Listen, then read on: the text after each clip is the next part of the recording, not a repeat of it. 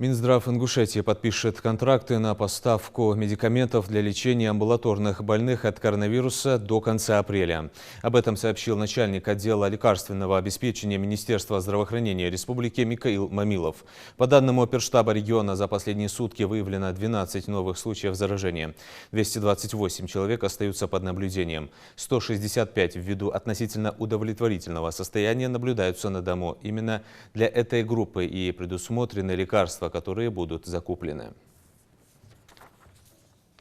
Соглашением правительства Республики Ингушетия и Министерства здравоохранения Российской Федерации было заключено о выделении трансфертов для закупки лекарственных препаратов для лечения ковид пациентам, которые лечатся в амбулаторных условиях. На 12 февраля было предусмотрено 4 миллиона 343 тысячи рублей.